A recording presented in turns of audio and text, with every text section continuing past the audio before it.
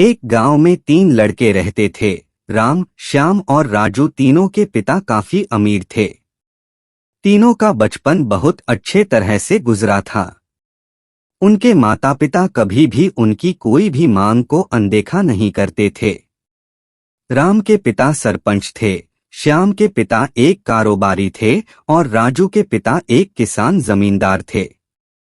छोटी उम्र से ही उन सबको लाड प्यार ने ऐसा बना दिया था कि ना तो उनको मेहनत का पता था और ना ही उनको समय की परवाह थी। अक्सर वह सारा दिन बस घूमते रहते थे। नशे और अन्य भोगविलास में डूबे रहते थे, जिससे उनके गांव वाले भी दुखी थे। सरपंच और बड़े लोगों के बच्चे होने के कारण उनकी कोई शिकायत कर पाने की हिम्मत नहीं कर पाता था, जिससे उनका मनोबल और बढ़ गया था। एक दिन उनके गांव में बहुत तेज बारिश हुई, जिससे सब लोगों को नुकसान हुआ, जिसमें इन तीनों के पिता भी थे। लेकिन इतना कुछ होने के बाद भी उनके बेटों का वही हाल था। वो बस घूमते रहते, नशा करते, भोगविलास करते रहते थे।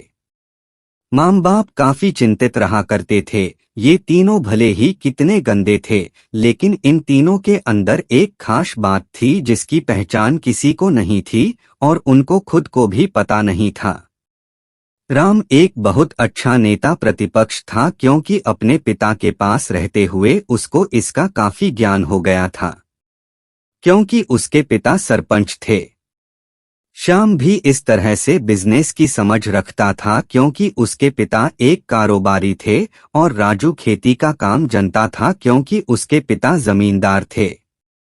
पर अपनी गलत कामों की वजह से उन सब ने अपने इन टैलेंट पर ध्यान ही नहीं दिया, जो कि उनकी सबसे बड़ी कमजोरी थी। इस तरह से इनकी बदमाशियों को देखकर इनके पिता उन्हें शिक्षा देने को सोची। तीनों पिताओं ने आपस में बात करी और उसका एक हल निकाला। तीनों पिताओं ने अपना अपना काम अपने अपने बेटों को सौंप दिए, जिससे उनको समय की कदर का पता लग सके। तीनों के पिता ने एक वसीयत बनाई, जिसमें ये लिखा था कि 1 वर्ष के अंदर ये तीनों 10 लाख रुपए कमा कर देने होंगे, जो बिना किसी गलत काम करके कमाए गए हो, और तीनों को अलग अलग स्थान पर रहना था। इन तीनों को 5-5 लाख रुपए भी दिए गए, ताकि उनसे वो अपना काम स्टार्ट करने में दिक्कत ना हो। पहले तो सब खुश हो गए कि हम आजाद हो गए, हमको पैसे मिल गए, और ऐसा सोच करके इन्होंने फिर से काफी समय मौज मस्ती करने में लगा दिया।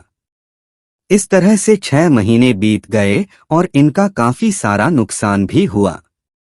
फिर एक दिन अचानक उनको एहसास हुआ कि अगर हम शर्त हार गए तो हम अपनी अपनी जायदाद खो बैठेंगे।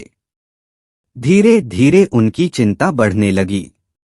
एक दिन वो इसी उधेड़ धुन में एक पार्क में बैठे थे और कुछ डिस्कस कर रहे थे कि उनको एक छोटी सी लड़की मिली। वो फूल बेच रही थी और साथ में पढ़ भी रही थी। तीनों लोग उस लड़की के पास में गए। तभी राम ने लड़की से बोला, बेटी आपकी उम्र क्या है? तो लड़की ने जवाब दिया कि मैं 12 साल की हूँ अंकल। इतना सुनते ही राम ने आचार्य से पूछा कि आप इतने छोटे होकर के खेल नहीं रहे हो? इस पर लड़की ने जवाब दिया कि मेरे पापा अब इस दुनिया में नहीं हैं और माँ बीमार रहती है, इसीलिए मैं ये काम करती हूँ। ये सुनकर राम ने अपना पर्स निकाला। उसके पास जो भी पैसे बचे थे वो उस लड़की को देने लगा। उसके बाद लड़की ने बोला, अंकल आप भी फूल ले लो, मुझे बहुत खुशी होगी, क्योंकि मैं अगर आपसे फ्री में पैसे ले लूंगी तो फिर मेरा पढ़ाई में मन नहीं लगेगा, मैं काम चोर बन जाऊंगी, क्योंकि यही समय है जिस समय में अपना भविष्य लिख सकती हूँ। राम ने उस लड़की से सारे फूल ले लिए और तीनों घर लौट आए। उस फूल वाली लड़की का उन तीनों लड़कों पर बहुत गहरा प्रभाव पड़ा। रात भर उन तीनों ने उस बच्ची के बारे में सोचते रहे और उन्हें एहसास हुआ कि वो तीनों कितने गलत थे। तीनों ही दोस्तों को एहसास हुआ कि आज भी उनके पास 6 महीने का समय है अपने पिता के दिए गए काम को पूरा करने का और भविष्य बनाने का। इसी दौरान सबने सोचा कि अगर बचे हुए समय का सही उपयोग करे तो अभी भी बहुत कुछ किया जा सकता है। इस तरह बाकी दोस्तों ने भी सोचा और दूसरे समय में आकर काम तलाशने लगे, पर उनके शर्त में एक शर्त ये भी थी कि उनको जो भी काम करना है वो अपनी पहचान बताए बिना करेंगे, जिससे ये साफ था कि उनको काम नहीं मिला। और जब काम नहीं मिला तो उन्होंने सोच लिया तो अब वो अगर कुछ भी करेंगे तो अपने गांव में जाकर ही काम करेंगे। भले ही उनके पिता कुछ भी सोचे, लेकिन फिर भी अपने गांव में जाएंगे और अपने गांव में कुछ नए काम करेंगे, भले ही उनको अपने पिता के वसीयत ना मिले। तीनों लड़के अपने गांव में फिर से आए और अपने अपने पिताओं से जाकर के मिले और उन्होंने अपने अनुभव के बारे में बताया और बोला कि वो आगे से ऐसी गलती नहीं करेंगे और वो उन्हें माफ कर दे। लेकिन पिता तो शर्त पे ही अड़े थे। लड़कों को कोई दया नहीं मिली। तीनों को फिर से दुहक हुआ कि तीनों को अपनी गलती की एहसास होने के बाद भी उनके पिता उनका सपोर्ट नहीं कर रहे हैं, और फिर से वो रात भर सोचते रहे कि अब क्या किया जाए। तीनों ने मिलकर एक स्कीम निकाली। राम अपने मित्रों के साथ में मिलकर लोगों की प्रॉब्लम को सुलझाने लगा, जिससे उसको गांव की समस्याओं का ज्ञान हुआ। इसी तरह श्याम भी गांव के विकास के लिए नए नए तरीके सीख गया और राजू को किसानों और बीजों का ज्ञान हो जाने से उसको काफी फायदा हुआ। तीनों ने मिलकर अपने बाकी पैसों को सही ढंग से सही जगह लगाकर गांव को एक नया रूप दे दिया। उनकी कड़ी मेहनत से गांव के लोग क्या, दूसरे शहरों के लोग भी उनकी तारीफ करने लगे। उनका गांव तरक्की करने लगा। नई तकनीकों के कारण हर वर्ग के लोगों से उनका जुड़ाव होने लगा और एक समय आने के बाद उनके पिताओं ने भी उनको माफ कर दिया।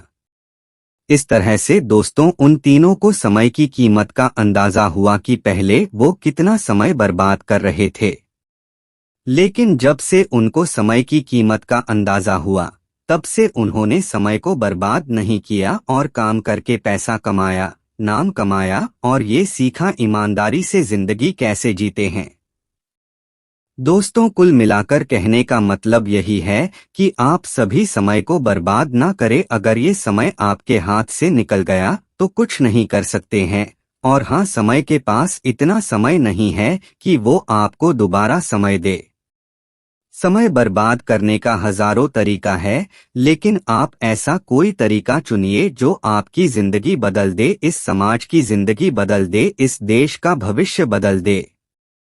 उम्मीद करता हूँ मित्रों, ये कहानी आपको बेहद पसंद आई होगी और इस कहानी से आपको बहुत कुछ सीखने को मिला होगा। वीडियो अच्छी लगी वीडियो को लाइक और ऐसी ही मोटिवेशनल कहानी के लिए चैनल को सब्सक्राइब जरूर करें। धन्यवाद।